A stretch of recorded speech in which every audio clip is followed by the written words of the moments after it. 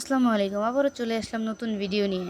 আজকের রেসিপিটা খুবই মজাদার এবং সুস্বাদু। কেউ কি আইডিয়া করে বলতে পারবেন আজকে কি বানিয়েছি? চলুন বেশি কথা না বলে কাজে ফিরে যাই। ৬টি আম নিয়ে নিব এবং বাটিতে করে এগুলো ভালোভাবে ধুয়ে নিব। ধোয়া হয়ে গেলে এগুলোর চামড়া ভালোভাবে ছিলে নিব।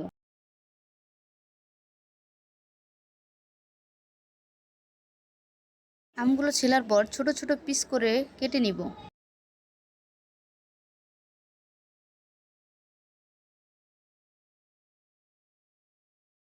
সবগুলো আম টুকরো টুকরো করার পরে হাফ ব্লান্ড করব আর হাফ অন্য বাটিতে রেখে দিব।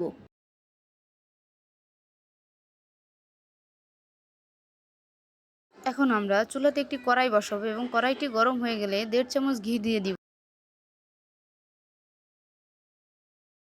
ঘি ভালোভাবে গরম হয়ে আসলে ১ কাপ পরিমাণ সেমাই ঢেলে দিব এবং ভালোভাবে মিশিয়ে নিব এবং সেমাইগুলো ভালোভাবে ভেজে নিব, সাথে নাড়তে থাকবো।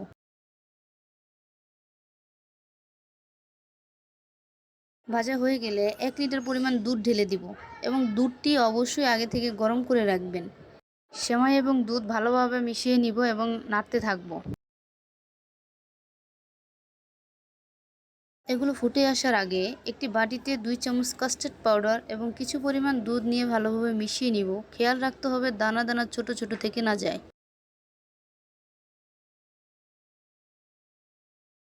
দুধ ফুটে আসার জন্য এটা ঢেকে দিব এবং চুলার আঁচ মিডিয়ামে রাখবো। এটি হালকা ফুটে আসলে হাফ কাপ পরিমাণ চিনি ঢেলে দিব। অবশ্যই যারা মিষ্টি খেতে বেশি পছন্দ করেন তারা চিনির পরিমাণ বাড়িয়ে দিবেন।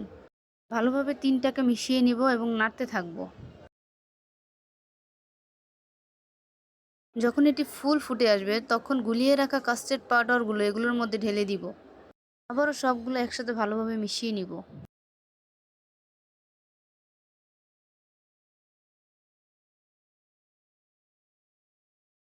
ঘন হয়ে আসলে নামিয়ে নিব। কিছুটা ঠান্ডা করে ব্লান্ড করা আম এবং টুকরো আমগুলো ঢেলে দিব এবং ভালোভাবে আস্তে আস্তে করে মিশিয়ে নিব।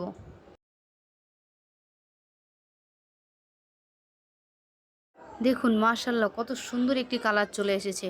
স্মেলটা খুব সুন্দর বের হয়েছে এবং মনে হচ্ছে খুব মজা হয়েছে। সম্পূর্ণ ঠান্ডা করে ফ্রিজে রেখে খাবেন, তাহলে আরও বেশি মজা পাবেন। একটু খেয়াল করে দেখেন এটা দেখতে কত সুন্দর লাগতেছে। তৈরি হয়ে গেল মজাদার এবং সুস্বাদু মিষ্টি আমের ডেজার্ট।